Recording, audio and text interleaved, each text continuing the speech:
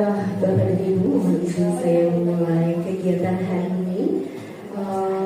Sebelumnya saya mau membuka dengan sebuah pantun, boleh? Makan nasi uduk pakai sambal terasi.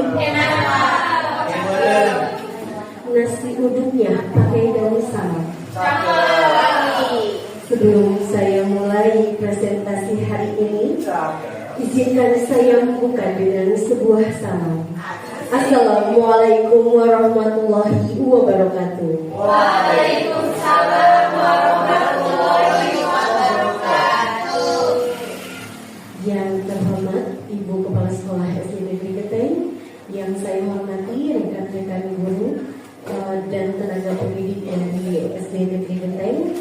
Terima kasih sebelumnya atas kesempatan yang diberikan kepada saya hari ini sehingga kita bisa berkumpul pada hari ini. Puji dan syukur marilah kita limpahkan kehadiran Allah Subhanahu wa Ta'ala, karena berkat rahmatnya kita bisa berkumpul dalam keadaan sehat. Sehat semuanya? Alhamdulillah. Luar biasa.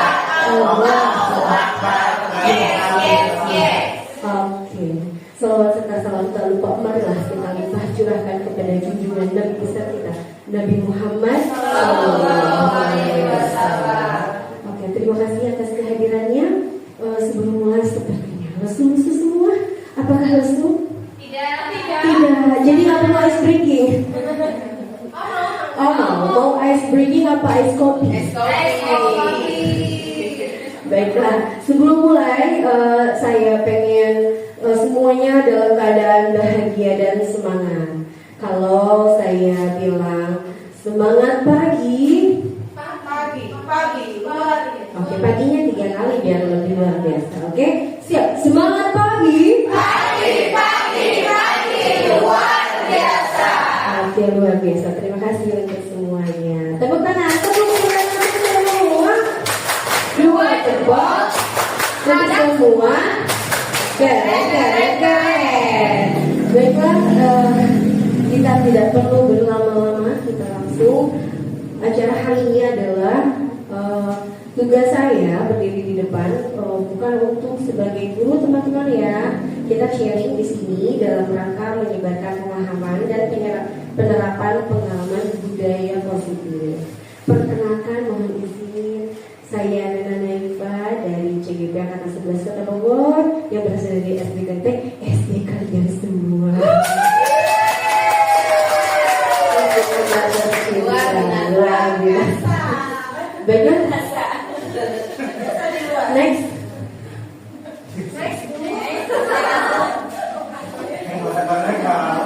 Oke, bicara mengenai budaya positif. Budaya positif ini memiliki konsep inti yaitu sebanyak 8 materi. Yang antaranya pertama, perubahan paradigma belajar. Yang kedua adalah disiplin positif. Yang ketiga adalah nilai-nilai kebajikan. Keempat, kebutuhan dasar manusia.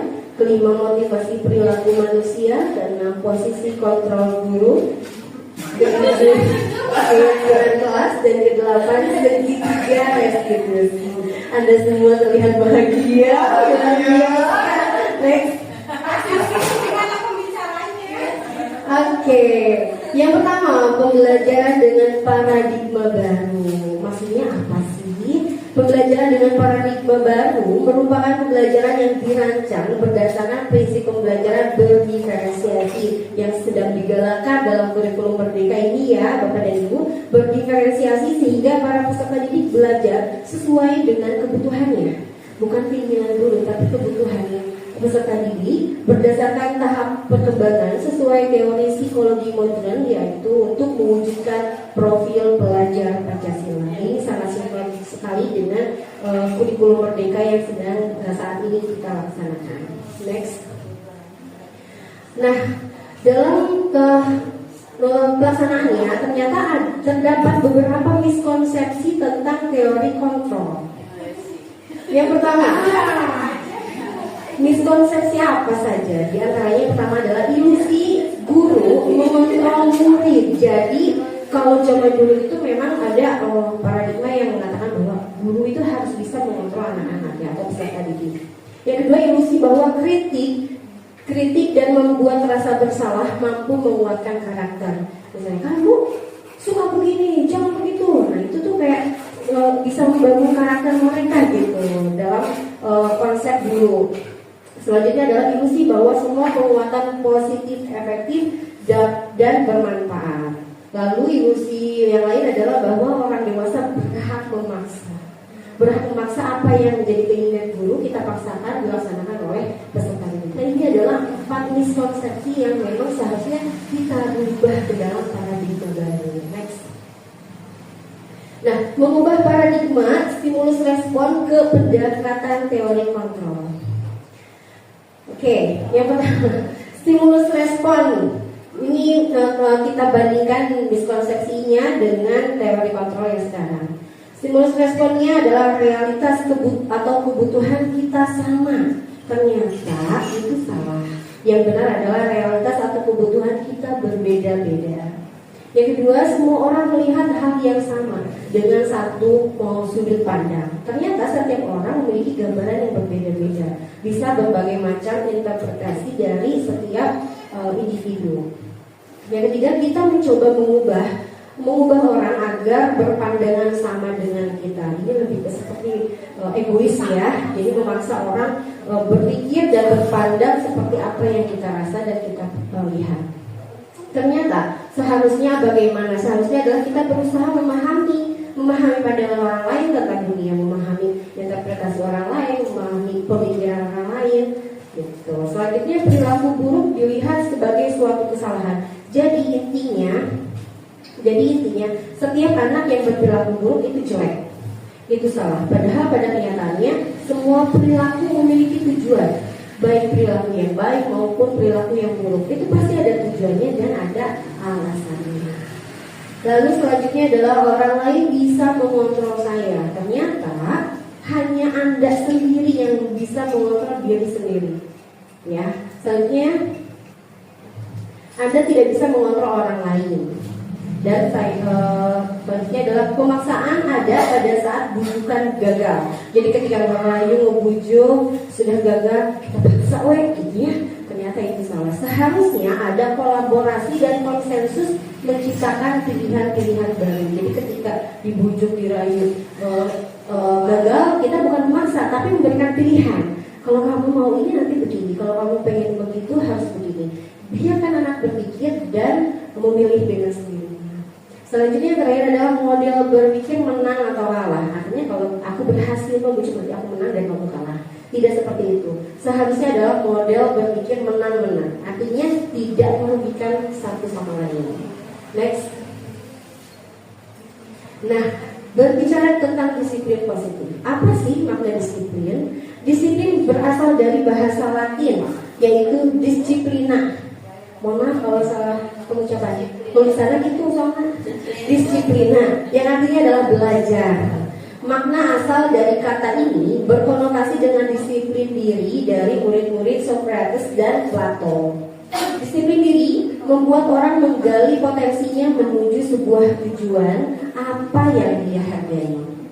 Namun dalam budaya kita ternyata makna disiplin telah berubah menjadi sesuatu yang dilakukan kepada orang lain untuk mendapatkan kepatuhan. Betul tidak, Bapak dan Ibu?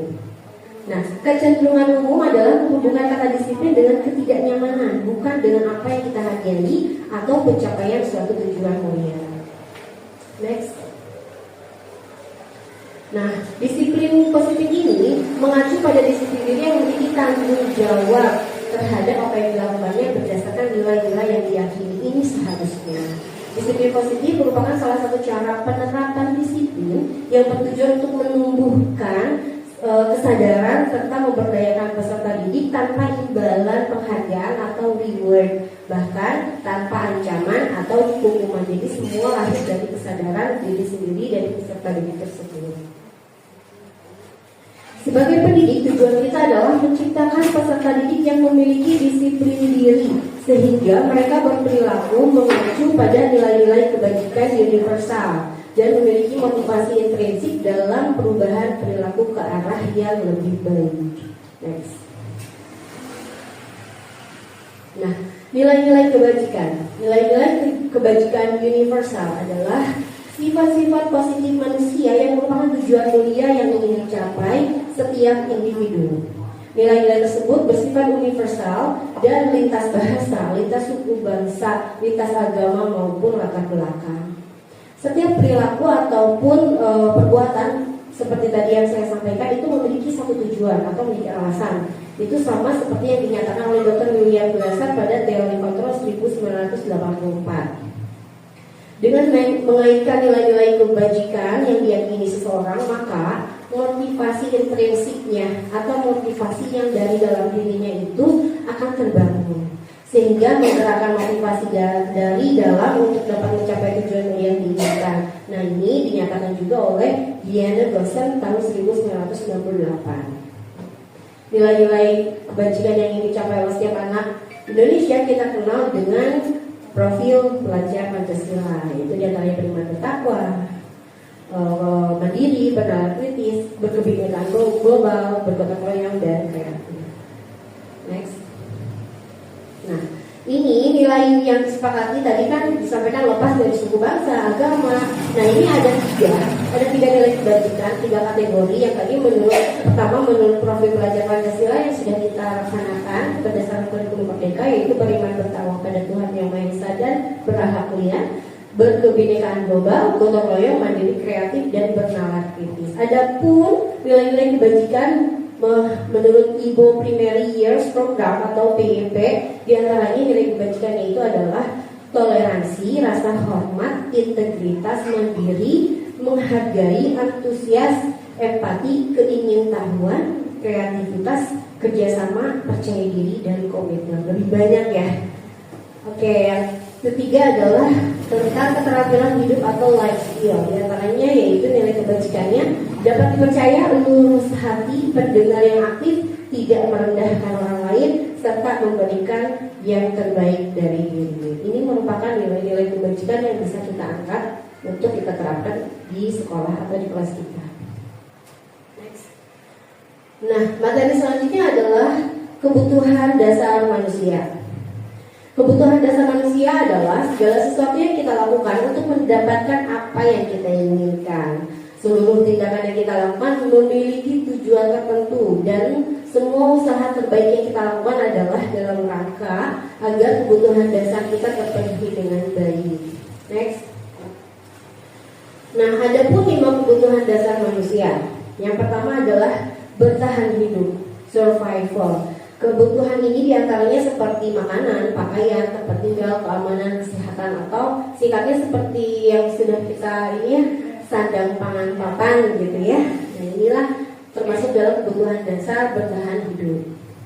Kebutuhan yang kedua adalah kasih sayang dan rasa diterima. Di antaranya kebutuhan rasa diterima, kebutuhan untuk diperdulikan, berbagi, kebutuhan untuk bekerja sama, dan kebutuhan untuk menjadi bagian dalam sebuah kelompok. Artinya diterima dalam suatu community, dan di situ dia merasa diterima.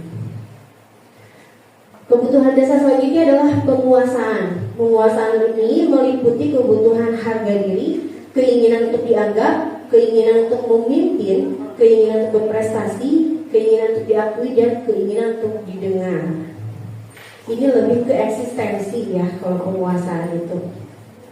Selanjutnya kebutuhan dasar kebebasan. Kebebasan ini meliputi mandiri, memiliki pilihan, mencoba hal baru, dan mampu mengendalikan arah dirinya.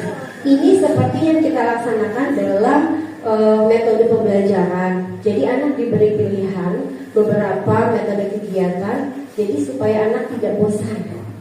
Jadi dia diberi kebebasan untuk melakukan hal-hal yang mereka senangi gitu. Nah, berhubungan dengan kebutuhan dasar selanjutnya untuk berkaitan dengan kesenangan. Kesenangan itu dari bermain, humor, antusiasme, dan tertawa. Jadi kalau Bapak dan Ibu di sini bahagia dan tertawa, itu kebutuhannya sudah terpenuhi berarti ya. Kebutuhan kesenangan. Oke, next. Materi selanjutnya adalah motivasi perilaku manusia. Motivasi ini dibagi dua, yaitu motivasi ekstrinsik yang lahirnya dari luar dan motivasi ekstrinsik yang lahirnya dari dalam. Motivasi ekstrinsik ada dua alasan Ada dua motivasinya. Antaranya yang pertama adalah untuk menghindari ketidaknyamanan atau hukuman. Misalnya anak datang ke sekolah tepat waktu. Kenapa? Takut disetrap kalau telat. Nah, itu motivasinya adalah motivasi ekstrinsik untuk menghindari ketidaknyamanan atau hukuman. Yang kedua, motivasi untuk mendapatkan imbalan atau penghargaan dari orang lain.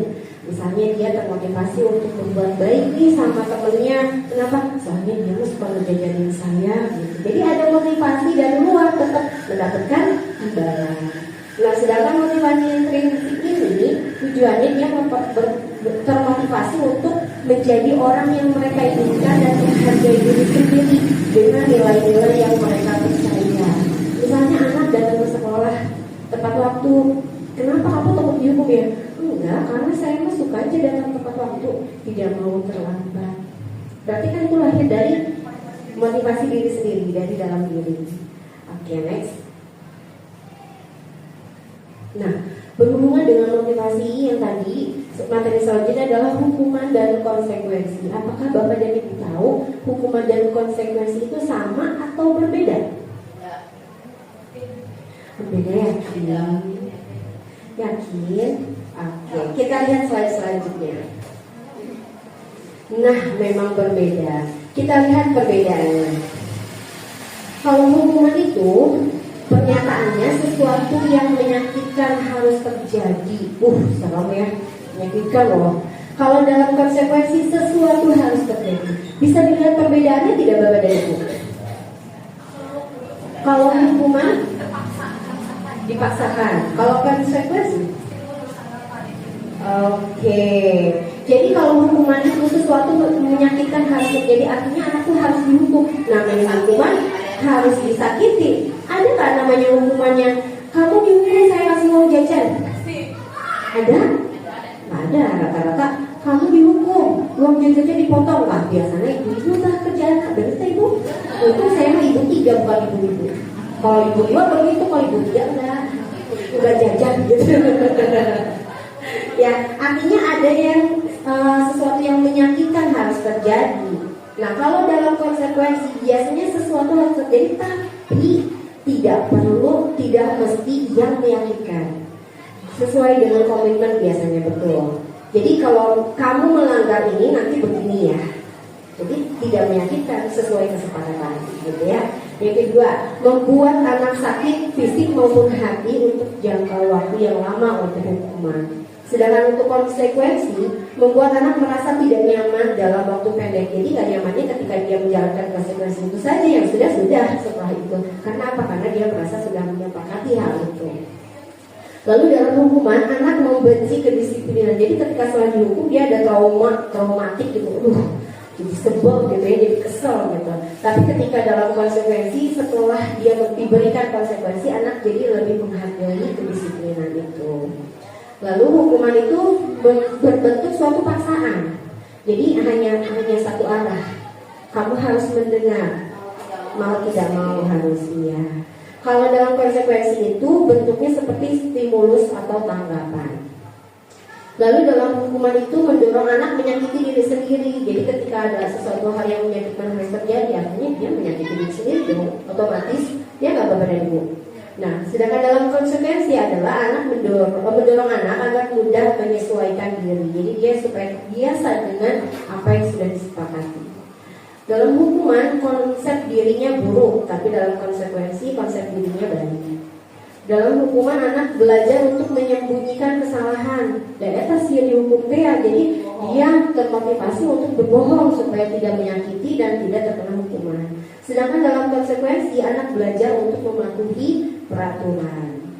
Dan terakhir dalam hukuman itu menciptakan rasa marah, rasa bersalah, dipermalukan serta merasa tidak dihargai. Otomatis ya, Bapak dan Ibu, karena satu arah, mau tidak mau harus. Jadi tidak peduli dia sakit hati, tidak perlu dia marah, dia sedih atau dia sedang bermasalah. Jadi dia merasa dipermalukan dan tidak dihargai. Sedangkan dalam konsekuensi yang tercipta adalah hanya anak kehilangan hak, dibuat tidak nyaman dan diasingkan untuk sementara. Sementara itu ketika dia menjalani konsekuensi itu. Next. Nah, di sini ada lagi perbedaan antara hukuman, konsekuensi, dan restitusi. Ada kata baru nih, restitusi. Sebelum kita bahas, kita lihat dulu apa perbedaannya. Dalam hukuman itu tidak terencana, tiba-tiba jadi spontan ya kalau hukuman itu. Sedangkan dalam konsekuensi itu disepakati. Lalu dalam hukuman murid tidak tahu apa yang akan terjadi atau tidak dilibatkan. Lalu bersifat satu arah dan berupa hukuman fisik atau psikis. Sedangkan dalam konsekuensi murid tetap dibuat tidak nyaman. Tidak nyaman ketika melaksanakan konsekuensi tersebut ya. Lalu sikap guru selalu memonitor murid. Benar nggak? Jadi ketika dijalankan konsekuensinya guru tetap monitor dilaksanakan atau tidak di konsekuensinya, benar atau tidak dilaksanakannya, selesai atau tidak, tetap guru memonitor. Tapi dalam restitusi ini, kalau restitusi ini ternyata dalam tahapan restitusi itu proses menciptakan kondisi bagi murid untuk memperbaiki kesalahannya. Jadi bukan dicari salahnya apa, hukumannya bagaimana, tapi yuk kita sama-sama sadari kesalahannya apa, supaya anak menyadari sendiri tapi bukan dari kita. Lalu proses kolaboratif yang mengajarkan murid mencari solusi sendiri. Jadi dalam tahapan restitusi ini guru hanya menstimulus anak menyadari kesalahannya dan berpikir harus bagaimana memperbaikinya. Ya, next. Nah, contoh kasusnya ada seorang siswa tidak mengerjakan tugas. Apakah pernah terjadi di kelas Bapak dan Ibu? Oh, sering curhat ya mah. Oke, nah kita refleksi diri ketika ada seorang siswa tidak mengerjakan tugas. Biasanya yang sering kita lakukan apa? Apakah guru menghukum dengan lari lapangan 10 kali? Atau guru marah dan boleh takut? Ibu, nah tugasnya tadi kerjakan, main aja sih di rumah. Nah, pernah terucap seperti itu? Oh tidak, alhamdulillah. Apakah kita melaksanakan konsekuensi? Misalnya, guru memberikan konsekuensi untuk mengerjakan pada jam istirahat. Karena kamu tidak mengerjakan tugas, nanti selesaikan di jam istirahat ya. Pernah kita melakukan itu? Oh pernah. Guru tegas dan murid menghormati peraturan. Harus. Namanya aturan ya, aturan tetap harus dilaksanakan. Pernah kita berkata begitu? Nah, pernah ya? Berarti kita sudah melaksanakan tahap konsekuensi. Tapi, apakah kita sudah melaksanakan tahap restitusi?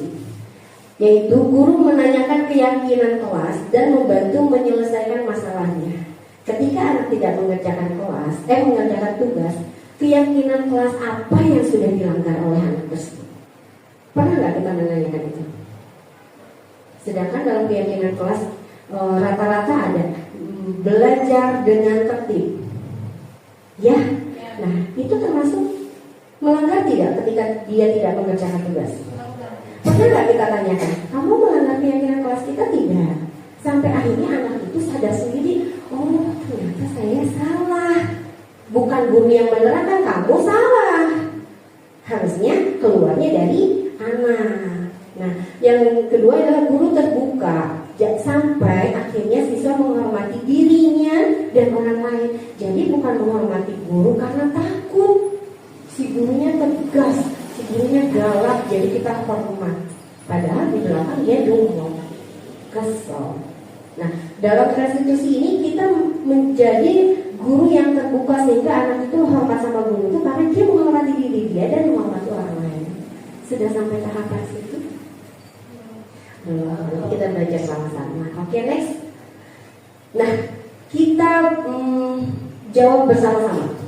Mari tentukan kalimat di bawah ini termasuk hukuman atau konsekuensi.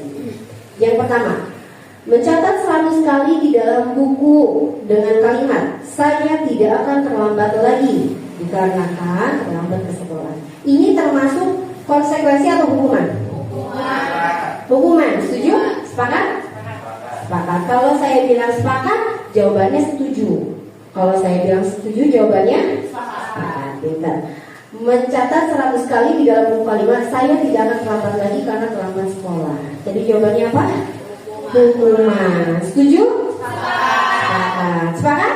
Setuju. Berarti belum ngantuk. Next. Yang kedua adalah lari mengelilingi lapangan basket 2 kali karena terlambat hari di sekolah. Hukuman atau konsekuensi? Sepakat? Setuju. Setuju? Sepakat. Hukuman. Yang ketiga, murid diminta untuk push up 15 kali karena tidak menggunakan masker ke sekolah. Hukuman atau konsekuensi? Sepakat? Setuju? Jadi hukuman. Oke. Selanjutnya, menggantikan kertas tugas teman yang telah dicoret-coret. Hukuman atau konsekuensi? Sepakat? Setuju? Selanjutnya, membersihkan tumpahan air di meja tulis karena tersenggol pada saat belajar. Konsekuensi. Oke, setuju? Sepakat? Mulai ngantuk. Oke, selanjutnya murid disuruh untuk mengenakan sepatu seharian di sekolah karena tidak mengenakan sepatu hitam. Konsekuensi atau hukuman? Ada perbedaan jawaban. Sepakati, mau apa? Hukuman atau konsekuensi?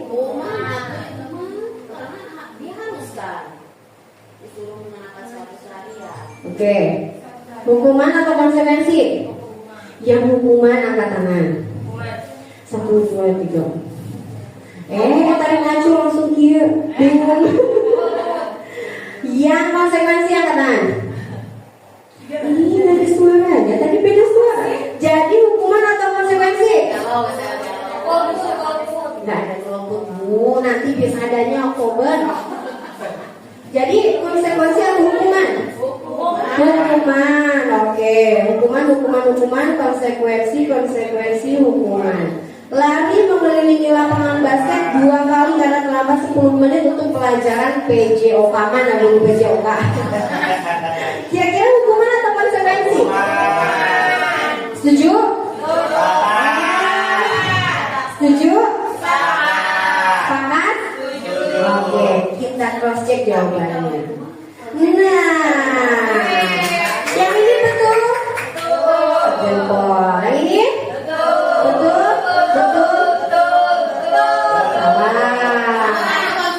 Itu sendiri jawabannya konsekuensi. Ternyata ini bukan hukuman tapi konsekuensi.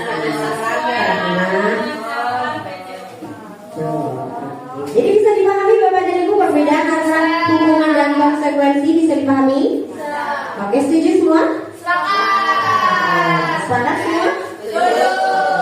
Oke, disuruh next katanya. Oke, nggak lama bu, 2 jam. Identitas gagal dan identitas sukses. Ternyata identitas gagal ini diciptakan dari sebuah hukuman. Alhamdulillah tadi kita belum pernah laksanakan hukumannya. Oke. Nah, ternyata identitas sukses ini diciptakan karena disiplin berdasarkan konsekuensi dan restitusi. Nih kita bacakan ya sampelnya. Sesuatu yang menyakitkan terjadi, di konsekuensi itu sesuatu harus terjadi, sedangkan di restitusi merupakan pilihan. Jadi ketika ada anak melakukan kesalahannya apa harus disadari oleh anak, lahir solusi pun harus dari anak. Gitu ya. Lalu tidak nyaman, ini tadi sudah dibacakan yang 1-2 ya. Yang ketiga, korban mendapatkan keadilan untuk hukuman, sedangkan konsekuensi korban bisa diabaikan. Dan dalam restitusi korban mendapatkan ganti. Dalam hukuman murid atau anak akan tersakiti, di konsekuensi murid atau anak dibuat tidak nyaman, sedangkan di restitusi murid atau anak mendapatkan penguatan. Lalu perilaku pasif agresif meningkat dalam hukuman. Dalam konsekuensi penguatan hanya bertahan dalam jangka waktu pendek, hanya ketika menjalankan konsekuensinya saja. Sedangkan dalam restitusi masalah terpecahkan. Lalu dalam hukuman sistem tidak akan berjalan bila murid tidak takut. Dalam konsekuensi memerlukan monitoring dan supervisi terus-menerus dari guru. Sedangkan dalam restitusi murid belajar bertanggung jawab untuk perilakunya. Dalam hukuman berlaku hanya pada sebuah institusi, tidak berlanjut pada kehidupan nyata. jadi berlakunya hanya di sekolah. Di rumah ya lain hal, lain cerita. Nah, kalau konsekuensi membantu penerapan mengikuti peraturan dalam masyarakat dan dalam restitusi fokus pada pemecahan masalah yang jangka panjang. Dalam hukuman peraturannya adalah kamu harus. Nah, kalau dalam konsekuensi apa peraturannya? Atau mampukah kamu melakukannya? Terima kasih. Yang ketiga, restitusi apa kamu yakin? Apa yang bisa kamu lakukan untuk memperbaiki masalah ini? Nah, lalu selanjutnya dalam hukuman, murid atau anak membenci peraturan. Dalam konsekuensi, murid atau anak menghormati peraturan. Dan dalam restitusi, murid atau anak menghormati dirinya dan orang lain. Dalam hukuman ini semua konotasinya adalah negatif. Dalam konsekuensi konotasinya netral, jadi tidak menyakiti tapi juga tidak membutuhkan solusi. Sedangkan dalam restitusi konotasinya adalah positif. Next. Oke, selanjutnya materi 5 posisi kontrol guru. Silakan sambil dinikmati. Baik, kita lanjutkan Bapak dan Ibu. Ya, lanjut. Oke. Belum Bu, masih yang tadi. Oke, kita akan membahas 5 posisi kontrol guru. Kira-kira kita sudah ada di posisi yang mana nih? Apakah penghukum? Kita pernah menghukum? Pernah. Apakah kita berlaku sebagai teman pada peserta didik? Pernah? Pernah. Apakah kita berlaku sebagai pembuat merasa bersalah? Pernah. Apakah kita pernah berlaku sebagai pemantau? Apakah kita pernah berlaku sebagai manajer? Oke, kita akan refleksi dengan mengetahui dalamnya satu persatu. Next. Oke. Di sini ternyata ketika kita posisi sebagai penghukum atau pembuat orang merasa bersalah, kita akan menciptakan identitas yang gagal terhadap peserta didik. Astagfirullahaladzim ya. Kita pernah melakukannya? Pernah. Oke, kita istighfar untuk itu. Astagfirullahaladzim. Nah, lalu identitas berhasil atau sukses ternyata kita ketika posisi guru itu sebagai teman atau pemantau dan terakhir adalah manajer. Apa sih bedanya? Ada yang tahu? Ada yang tahu? Apa perbedaan penghukum, pembuat orang merasa bersalah, teman, pemantau atau manajer? Ada yang tahu?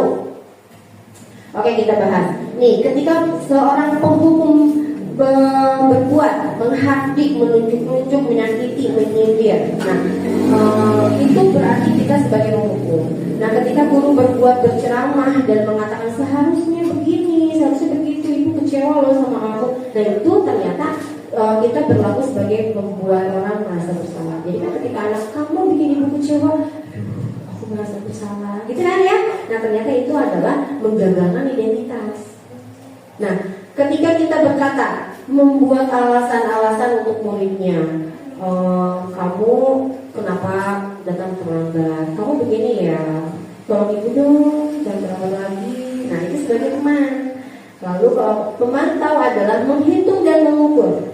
Terlambat 5 menit hari pertama, besok terlambat 10 menit hari kedua. Itu hanya sebagai pemantau. Nanti dibahas, kamu 3 hari loh. Hari pertama telat 5 menit, hari kedua 10 menit, hari ketiga kamu telatnya 20 menit. Wah, itu berarti kita sebagai pemantau. Nah, sedangkan manajer itu, kita ketika berlaku sebagai manajer, kita mengajukan pertanyaan-pertanyaan. Di antaranya, kamu ada apa? Kok belakangan ini datang terlambat? Apa yang menjadi alasan kamu? Nah, itu kita pernah nggak melaksanakan itu? Nah, itu berarti kita sudah berlaku sebagai manajer. Oke. Next. Nah, contoh kasusnya, siswa beberapa kali datang terlambat nih. Sebagai penghukum, kamu berdiri di lapangan sambil hormat pada bendera. Pernah kita berkata begitu pada murid? Atau kita pernah digituin sama guru kita? Oh, pengalaman pribadi. Pernah ya? Berarti kita ternyata guru kita pernah berada di posisi sebagai penghukum. Atau kita bahkan mungkin pernah murid, ayo disetrong. Pernah nggak? Di depan kelas berdiri, angkat satu kaki. Pernah nggak? Tidak pernah, alhamdulillah ya. Berarti kita tidak melaksanakan posisi sebagai penghukum. Kalau pembuat merasa bersalah itu berkata, berapa kali ibu bilang jangan datang terlambat, jadi mengganggu kelas nak. Kalau telat ibu kan ngerangkul, kamu datang, teman-teman jadi nggak fokus. Nah, itu ternyata kita sudah memposisikan diri sebagai pembuat merasa bersalah. Pernah? Jangan lagi deh ya. Oke, next.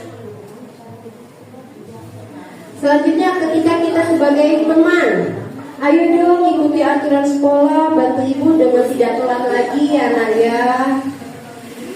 Kita sama-sama ikutin aturan sekolah, bantu ibu ya. Jadi ibu juga gak pernah tegur kepala sekolah tuh muridnya mulai telat gitu. Pernah gak kayak gitu?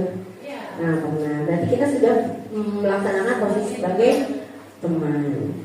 Kalau pemantau, kamu sudah melanggar peraturan, kamu tahu konsekuensinya. Besok jika masih telat tidak perlu masuk sekolah.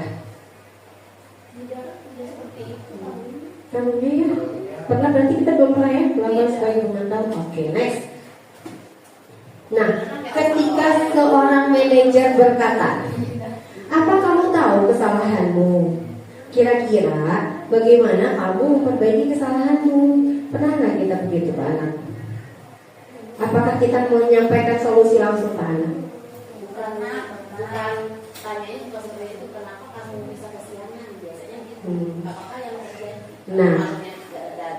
Nah, ternyata ketika ada kata kenapa, itu kita sudah mengintimidasi dan berubah posisi menjadi sebagai posisi pembuat rasa bersalah. Di dalam posisi manajer itu tidak boleh ada kata kenapa. Nah, kamu telat hari ini. Ada apa? Alasan apa yang mau kamu sampaikan? Ya, apa ada yang kamu mau ceritakan sama ibu? Jadi di situ dia menceritakan alasan tanpa harus kita tanya kenapa. Jadi kita hanya memberikan pertanyaan pemantik gitu. Tapi anaknya curcol, cerita deh semua gitu. Dan kira-kira bagaimana kamu perbaiki kesalahanmu? Nah biasanya kita kan ini besok jangan begadang lagi ya, supaya nggak telat, betul nggak? Nah ternyata itu bukan stimulus yang baik. Stimulus yang baik adalah kira-kira supaya besok tidak terlambat, supaya kamu bangunnya pagi. Apa yang harus kamu lakukan? Jadi semua solusi itu kita hanya memancing saja keluar dari pemikiran siswa sendiri, membangun penalaran kritisnya gitu, dan membangun rasa tanggung jawabnya. Nah itulah ketika kita berada di posisi manajer. Jadi sudah dilaksanakan tapi masih spill dikit gitu ya. Nah kita berusaha memperbaiki diri. Setelah ini kita sama-sama belajar menjadi posisi manajer. Oke, next. Nah ayo kita jawab bersama kayak tadi lagi supaya tidak ngantuk. Yang pertama, kamu tidak pernah benar melakukannya. Kira-kira ini termasuk kata-kata di posisi mana? Penghukum, pemantau, pembuat rasa bersalah, Pemantau. Soalnya dia pemantau. So, pembuat rasa bersalah. Buat rasa bersalah? Apa pemantau? Yang menjawab pembuat rasa bersalah, angkat tangannya. Gak usah angkat kaki bu, masih di dalam ruangan. Angkat tangan aja. Oke, 1, 2, 3, 4, 5, 6, 7, 8. Yang pemantau angkat tangan. 3. Oke, ada 2 pilihan. Kita tahan dulu jawabannya ya. Oke, yang kedua, kamu tidak pernah mendapatkan nilai jika tidak mengerjakan tugas. Kira-kira penghukum, teman, pemantau, pembuat rasa bersalah atau manajer? Teman, penghukum, teman, pemantau, pembuat rasa bersalah. Variatif ya jawabannya. Jadi kali ini tidak bisa sepakat? Oh tidak. Oke. Nanti di keep jawabannya di hati masing-masing. Nanti kita jawab bersama. Yang ini kecewa sekali dengan kamu. Merasa bersalah. Kalau yang ini sepakat? Aduh. Kamu besok itu keren buat Papa Mi.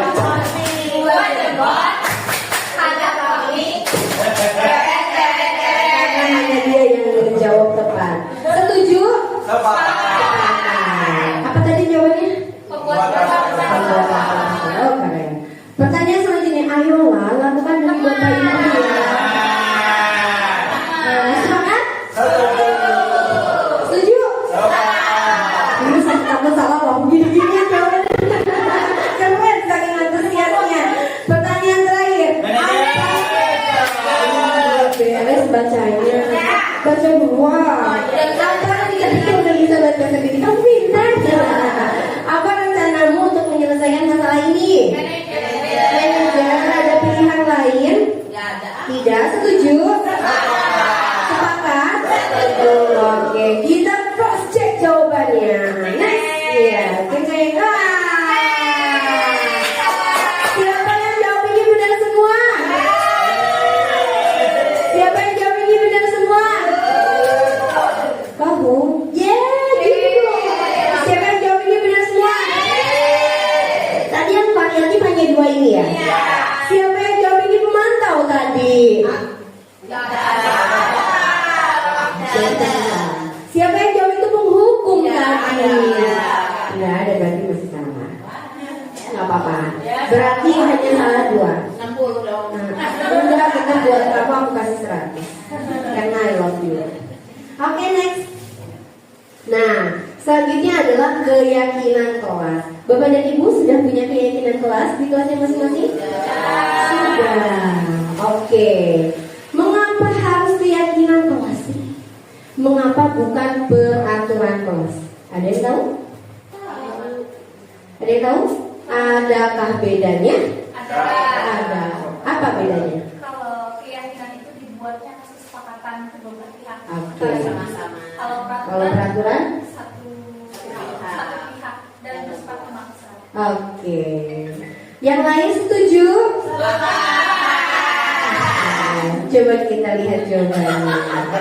Aku salah, mohon maaf. Nah, keyakinan itu apa sih? Keyakinan merupakan nilai-nilai kebaikan atau prinsip-prinsip yang disepakati secara universal. Orang akan lebih semangat atau tergerak untuk melaksanakan keyakinannya daripada hanya mengikuti aturan. Nah, lalu keyakinan kelas itu dibuat berdasarkan kesepakatan antara guru dan murid yang bersifat universal. Great. Satu keren untuk Bu Restu. 2 jempol. Ada Restu. Keren. Oke, jadi dibuatnya bersama-sama ya. Oke, lalu yang terakhir, peraturan biasanya dibuat oleh guru bersifat satu arah. Betul lagi,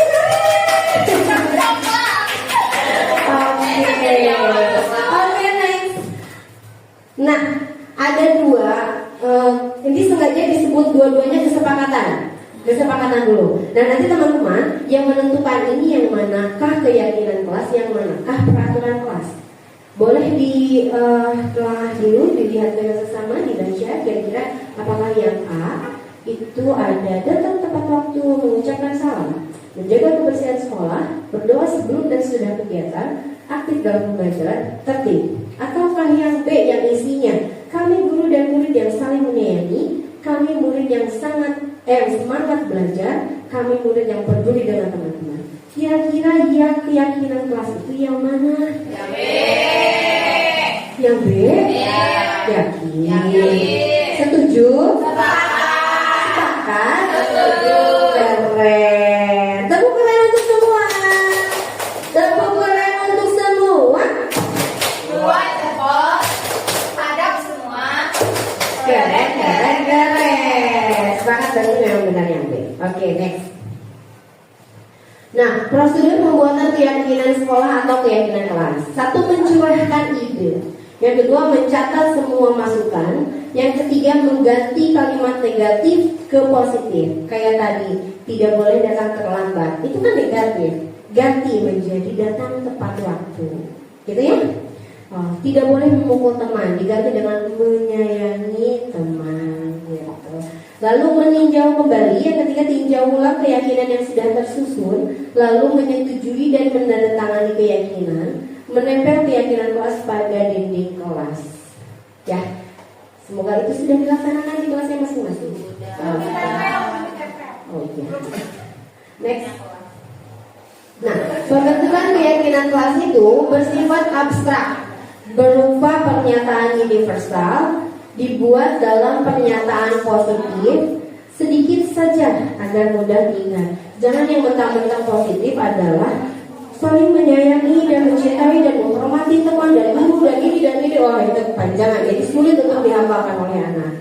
Ya, sesuai dengan kondisi kelas dan sekolah sehingga mudah diterapkan. Jadi jangan sampai seperti ini. Halo. Jadi ketika buat keyakinan kelas itu harus sesuai dengan kondisi kelas dan sekolah sehingga mudah diterapkan. Jangan sampai seperti ini. Membuat keyakinan kelas, misalnya naik lift dengan tertib, padahal sekolahnya nggak punya lift. Ya, tangga juga enggak. Nah gitu. Jadi keyakinan itu harus sesuai dengan kondisi sekolah. Jadi diterapkannya sangat mudah. Lalu semua warga sekolah atau warga kelas dilibatkan saat membuat keyakinan kelas. Sekarang saya mau mengajak Bapak dan Ibu di sini. Ceritanya kita ada di dalam sebuah kelas. Kira-kira keyakinan kelas apa yang ingin Bapak Ibu buat dan dimasukkan dalam keyakinan kelas?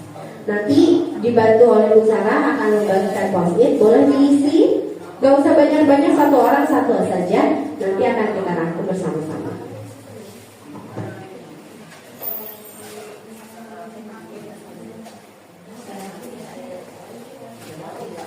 Satu kalimat aja, satu keyakinan saja. Kalau ada keyakinan nanti sudah tahu ini keyakinan.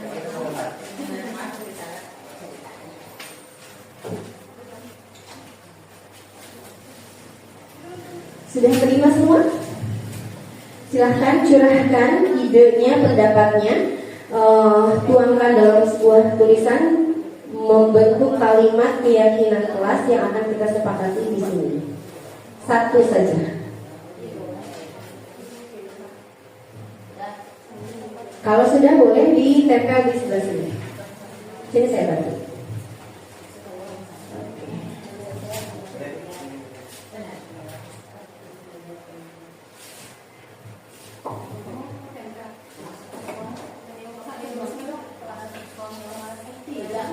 Ada yang bawa sebelah?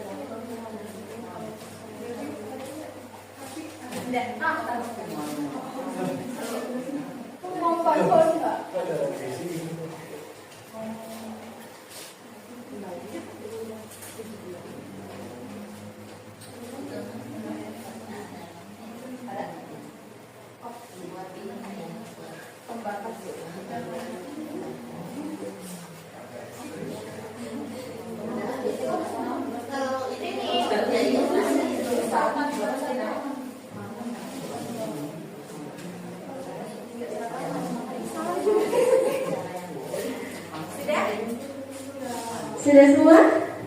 Oke, izinkan saya membacakan satu persatu. Ini yang pertama, menjaga kebersihan kelas. Sudah sesuaikan dengan prosedur pembuatan keyakinan kelas kalimatnya? Sudah? Cukup. Saling menyayangi sesama teman dan guru. Oke? Sepakat? Setuju.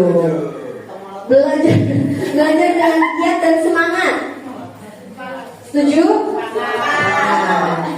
Membuang sampah pada tong sampah. Membuang sampah pada tong sampah.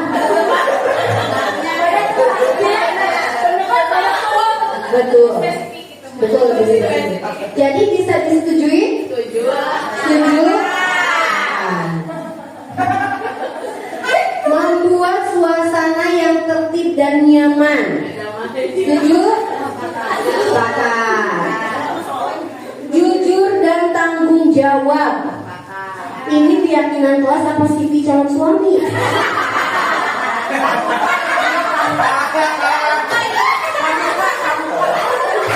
Kayaknya merestu itu.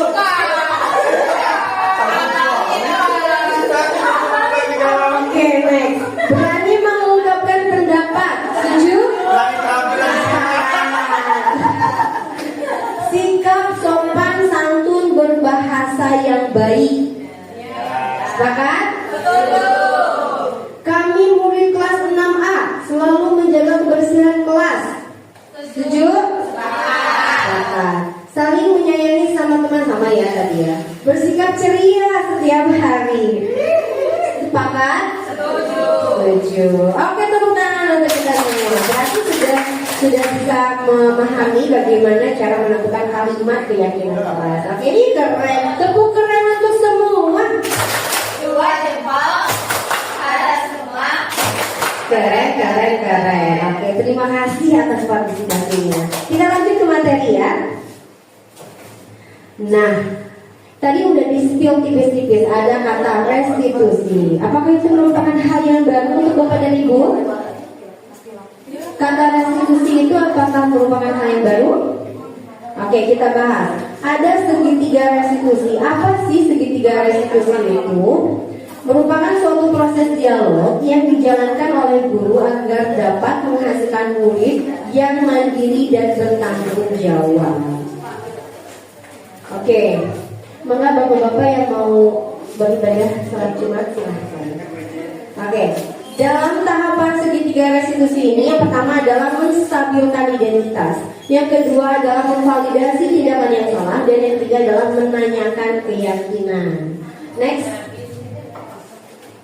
Oke, dalam menstabilkan identitas berdasarkan prinsip membuat kesalahan adalah bagian dari proses pembelajaran. Jadi dalam restitusi itu bukan kesalahan itu sesuatu yang buruk, tapi dari kesalahan itu harus dijadikan sebuah pembelajaran. Kalimatnya, ciri-ciri kalimatnya seperti apa?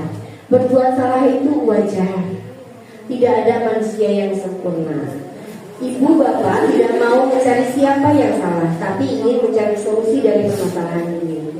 Kamu berhak merasa begitu. Misalnya ketika ada anak yang memukul temannya, kita jangan tiba-tiba, kamu gak boleh pukul teman dong. Emangnya temannya dipukul gak sakit? Nah, biasanya begitu ya. Nah, saya menjiwai peran. Sebenarnya saya nolak gini. Ya, biasanya kan terlontar kalimat seperti itu ketika guru menghadapi, benar tidak? Nah, ternyata itu salah. Kita mulai perbaiki dari sekarang. Ternyata kita ketika menghadapi seperti itu, kita pisahkan dulu, kita tanya dulu baik-baik. Kamu alasannya apa memukul teman? Habisnya bu, dia ngejekin bapakku. Agus, katanya begitu. Kan aku jadi marah. Nah, ternyata dari sebuah perbuatan yang salah ini, ya Allah Gusti, lupa suami ibu.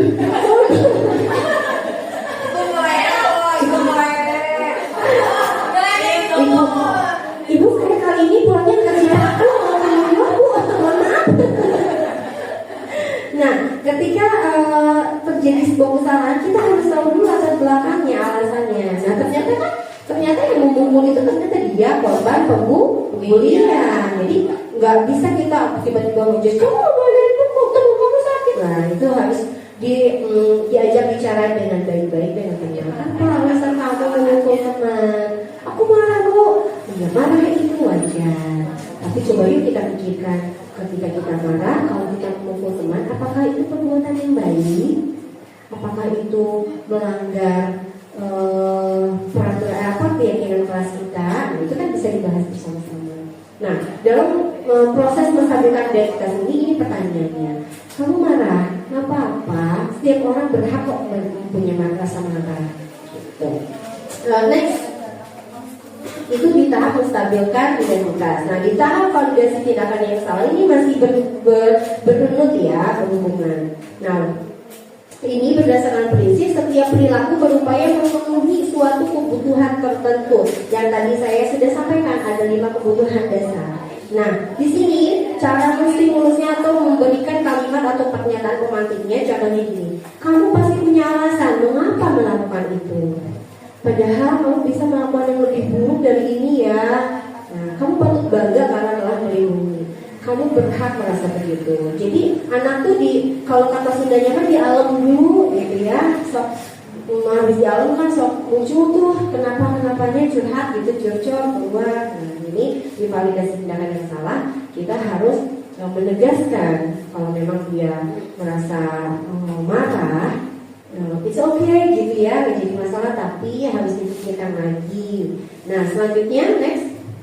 Nah, di tahap menanyakan keyakinan berdasarkan prinsip teori kontrol bahwa pada dasarnya kita termotivasi secara intrinsik. Jadi pada dasarnya motivasi itu datang dari dalam dirinya sendiri. Nah, ini kita kaitkan dengan keyakinan kelas yang sudah disepakati. Apa keyakinan kelas kita? Nilai-nilai apa yang telah disepakati bersama? Seperti apa gambaran sebuah kelas yang ideal menurut kamu? Kamu ingin menjadi orang yang seperti apa? Dalam contoh kasus yang tadi misalnya, kamu memukul teman, tapi apakah sudah sesuai dengan keyakinan kelas kita? Enggak bu, apa keyakinan kelas yang sudah kamu langgar?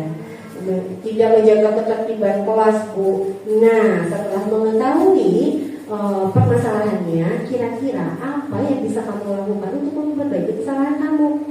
Saya janji bu, kalau saya marah saya nggak akan pukul teman. Kan itu jadi kita hanya bertanya, solusinya semua keluar dari anak. Supaya apa? Supaya dia tidak merasa didoktrin. Jadi dia merasa memang saya harus melakukan ini. Jadi motivasinya keluar dari dalam dirinya sendiri. Setuju? Sepakat. Oke, next. Nah, ini ada contoh video ketika saya melaksanakan penerapan segitiga restitusi. Boleh disimak enggak kepada Ibu? Selamat siang Kianu. Bu Nena mau ngobrol sebentar sama Kianu boleh? Oke, Kianu, beberapa hari belakang kok Ibu lihat Kianu sering datang terlambat. Ada yang mau Kianu ceritain sama Ibu?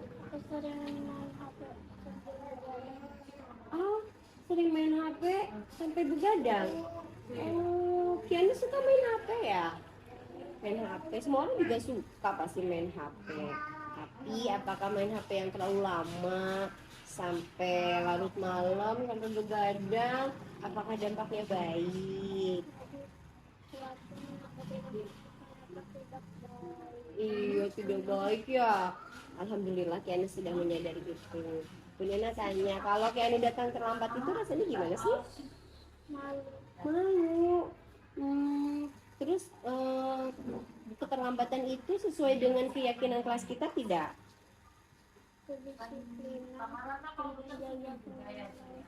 Iya, tidak sesuai dengan kedisiplinan dan menjaga kenyamanan kelas. Kianu sudah menyadari itu. Oh, alhamdulillah. Kalau Kianu sudah menyadari itu, Bu Nena tanya, kira-kira apa yang bisa Kianu lakukan untuk mengubah kebiasaan itu dan tidak melakukan kesalahan itu lagi?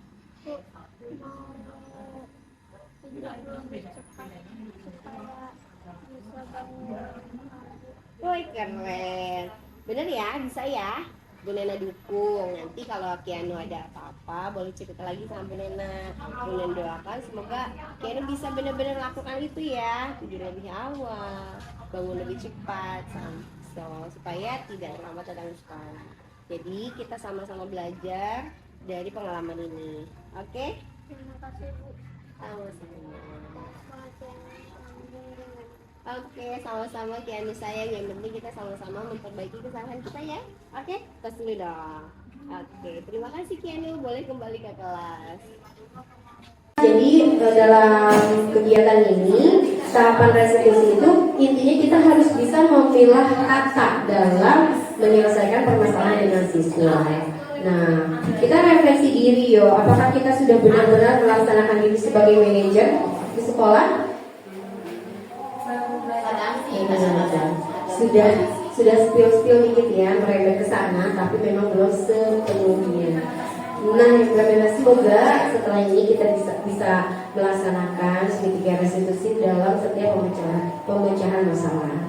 Dalam penerapan program disiplin positif, hendaknya guru memiliki standar kepribadian, profesional, dan sosial yang baik, di mana guru mampu merefleksi dirinya dalam posisi kontrol saat ini. Bagaimana perjalanan dirinya sebagai among atau manajer yang menuntun murid-muridnya menjadi insan yang mandiri, merdeka, dan bertanggung jawab sesuai dengan standar nasional pendidikan. Skip dulu ya, ada.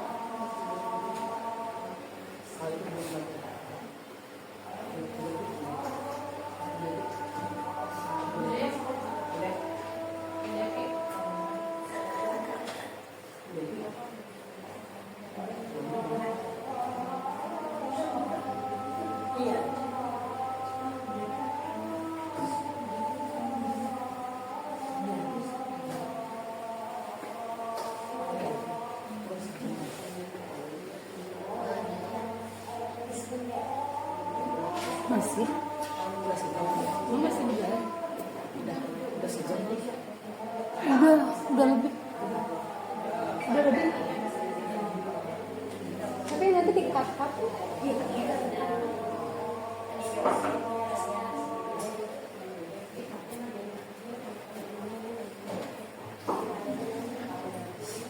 Baiklah, kita lanjutkan Bapak dan Ibu. Cukup sekian materi dari saya. Selanjutnya saya akan buka sesi tanya jawab. Ya, bagi yang ini sebelumnya saya mau supaya nggak ngantuk nih, saya mau sampaikan pantun lagi, boleh? Saya tunggu cakepnya dengan semangat. Pergi keluar jalan-jalan, berkenalan mencari teman. Mohon kritik dan saran. Silahkan angkat tangan bagi yang berkenan. Ayo sob, yang mau bertanya atau memberikan kritik ataupun saran untuk saya, mangga silahkan terbuka untuk Bapak dan Ibu semua. Silahkan boleh angkat tangannya. Boleh mana dulu. Assalamualaikum warahmatullahi wabarakatuh. Terima kasih atas kesempatan saya untuk bertanya. Mau bertanya Bu Nena, seperti tadi kan kita itu harus bertanya gitu ya, untuk mencari solusi sendiri. Bagaimana kalau anaknya itu kalau apa-apa tidak mau bicara gitu, apapun yang kita tanyakan, apapun yang kita ingin tahu dan dia tidak berbicara, dia hanya diam saja. Bagaimana itu solusinya Bu Nina? Terima kasih. Assalamualaikum warahmatullahi wabarakatuh.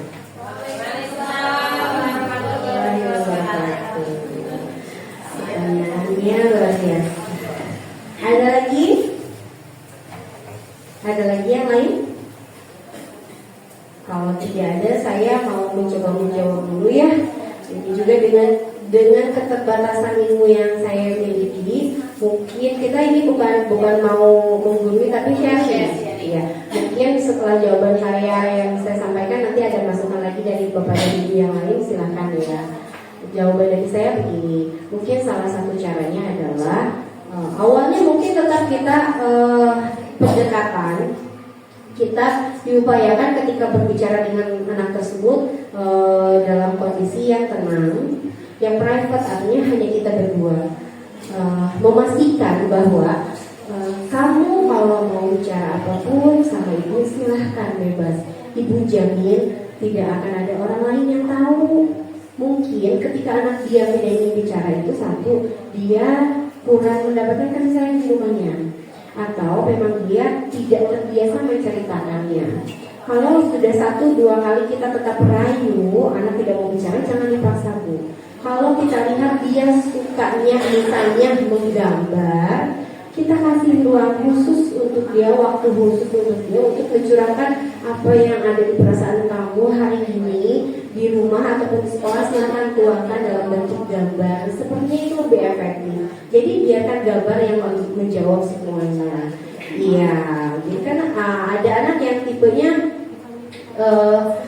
tidak bisa berkata-kata gitu, padahal dia punya banyak sekali hal yang ingin dia ungkapkan. Tapi setelah dia membuat gambar, misalkan mencurahkan, oh boleh gak ibu coba membacakan, atau kamu mau membacakannya? Kalau misalnya dia nggak mau, kalau mau dia membacakan gambar tersebut ya alhamdulillah. Tapi ketika dia tidak mau membacakan gambar tersebut, kita pancing, boleh gak ibu tebak ceritanya apa nih yang gambar yang kamu buat? Begini, betul tidak? Paling di awal-awal dia ngangut, geleng, gitu kan ya. Tapi ketika hal itu sering terjadi, insya Allah lambat laun ketika dia, intinya dia harus merasa nyaman dulu sama kita. Merasa nyaman, harus ada kenyamanan dulu sampai dia percaya sama kita bahwa mereka tuh aman bicara dengan kita. Insya Allah nanti dia akan mau berbicara. Itu saja sih mungkin saran dari saya, Bu Iin. Semoga tidak puas, supaya bisa ditambahkan oleh Bapak dan Ibu yang lain. Bapak dan Ibu yang lain, mungkin ada pengalaman pribadi yang bisa di-sharing untuk menghadapi anak-anak yang sulit untuk mengungkapkan perasaannya. Ada? Bu Ik sudah puas dengan jawaban saya? Disuruh puas. Ya alhamdulillah kalau gitu. Berarti Bapak dan Ibu dengan jawaban saya bisa disetujui? Oke, sepakat? Oke, mungkin ada pertanyaan atau kritik lagi atau tambahan mungkin dari yang lain, silahkan angkat tangannya. Oh boleh angkat.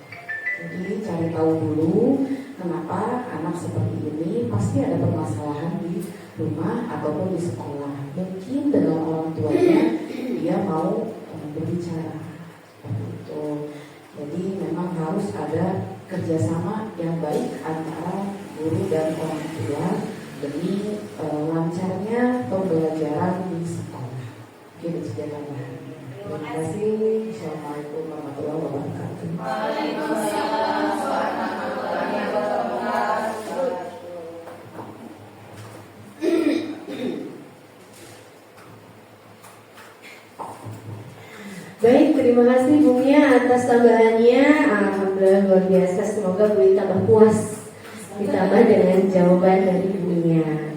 Oke, yang lain mungkin ada lagi? Sudah cukup? Oke, sebelum kita tutup acara ini, saya mau mengajak Bapak dan Ibu untuk merefleksi kegiatan. Oh, tambahan dulu. Maaf, mungkin ibu juga hanya menambahkan ya Nek. Jadi memang kita ini adalah seorang guru. Guru itu adalah sebagai pengajar dan juga sebagai pendidik, ya. Nah, ini semua harus kita lakukan dalam kegiatan sehari-hari, ya. Tentunya betul seperti Bu Mia. Jadi segala permasalahan yang kita hadapi, tentunya kita harus menghubungi orang tuanya dan kita bisa bertanya takutnya ada permasalahan apa. Nah, apakah misalnya harus diterapi dan lain sebagainya. Kan ada anak yang kesulitan berbicara ya. Nah, jadi mungkin ada anak yang masih misalnya cadel bicaranya, jadi dia tidak percaya diri. Ya, itulah pentingnya kita menghubungi orang tuanya dan komunikasi dengan orang tuanya. Kemudian ibu dan bapak sebagai pendidik dan pengajar jangan kita merasa puas dengan hasil yang ada, tapi kita harus terus belajar, harus terus juga memperhatikan anak-anak kita, harus terus bawel. Kita seorang guru itu harus bawel, ya. Jangan sekali saja memberitahu kepada anak, nanti lama lagi tidak. Nah, kita harus terus, karena anak itu ada yang harus beberapa kali dia mendengar baru dia bisa paham, gitu ya. Nah, jadi mungkin hal-hal seperti ini kita sebagai seorang guru, jadi jangan capek, ya. Harus terus, karena disinilah ladang pahala kita untuk selalu memperhatikan anak-anak didik kita supaya pembelajaran semakin lancar, kemudian juga materi tersampaikan dengan baik, ya. Nah, itu juga harus ada keikhlasan dari diri kita dan kita sadar bahwa kita perlu pekerjaan ini, ya. Jadi karena rasa syukurnya itu kita tumpahkan, kita realisasikan dalam bentuk perhatian kepada anak-anak kita, ya. Jadi jangan sekali-kali menganggap remeh permasalahan yang anak-anak kita hadapi. Mungkin menurut kita itu sepele, tapi menurut anak itu berat. Jadi kita sebagai guru harus punya banyak telinga untuk mendengar, ya. Kemudian harus mau melihat anak-anak kita itu bagaimana latar belakangnya, ya. Kemudian juga pendidikannya, orang tuanya itu sangat mempengaruhi, ya. Jadi ibu mohon terus berjuang, terus berusaha supaya untuk mengantarkan anak-anak kita menjadi anak-anak yang berprestasi. Itu saja dari ibu, ya. Terima kasih. Terima kasih banyak Ibu Kepala Sekolah SMP yang sudah menambahkan, semoga Bu tambah puas lagi. Oke, puas katanya gitu. Nah, untuk menutup ini, sebelum saya tutup, saya mau mengajak Bapak dan Ibu berefleksi. Kira-kira siapa yang bisa menyampaikan, merefleksikan kegiatan kita hari ini, apa saja yang sudah didapatkan, bagaimana rasanya, dan kira-kira akan ada tindakan apa setelah mendapatkan materi hari ini. Ada yang berkenan untuk menyampaikan tersebut? Boleh ke depan. Semangat terus.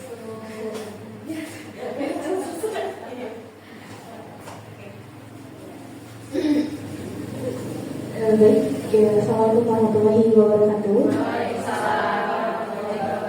mohon izin menyampaikan refleksi dari kegiatan pada hari ini. Sebelumnya terima kasih kepada Bu Nena yang telah berkenan untuk memberikan ilmu baru kepada kita semua, atau bagi ibu-ibu semua yang telah mendengar untuk recall kembali apa itu restitusi, disiplin positif itu apa, untuk diimplementasikan di pembelajaran di kelas. Baik, refleksi kali ini dari pembelajaran hari ini bahwa kita sebagai guru harus mampu untuk mengolah kata. Mengolah kata bagaimana cara kita untuk mendisiplinkan anak dengan memberikan keyakinan yang melibatkan komunikasi dua arah antara guru dan peserta didik, seperti itu. Cukup sekian, mohon maaf atas segala kurangnya. Wabillahi taufiq wal hidayah. Wassalamualaikum warahmatullahi wabarakatuh. Terima kasih, alhamdulillah. Kalau masih ada yang mau menyampaikan refleksi tentang kegiatan hari ini, cukup. Baiklah, kalau gitu saya tutup kegiatan hari ini. Marilah kita tutup bersama-sama dengan mengucapkan hamdalah. Alhamdulillahirrahmanirrahim. Sebagai manusia saya merasa banyak sekali kekurangan. Mohon maaf atas kekurangan dari sajian materi saya, dari penyampaian saya. Mohon dimaafkan. Terima kasih atas segala perhatian dan atensinya. Sebelumnya saya tutup lagi dengan pantun, boleh? Anak pintar, anak berani. Minum air di gelas bersih. Saya tutup presentasi hari ini. Salam hangat dan terima kasih. Terakhir, wabillahi taufiq wal hidayah. Wassalamualaikum warahmatullahi wabarakatuh. Waalaikumsalam warahmatullahi wabarakatuh. Alhamdulillah.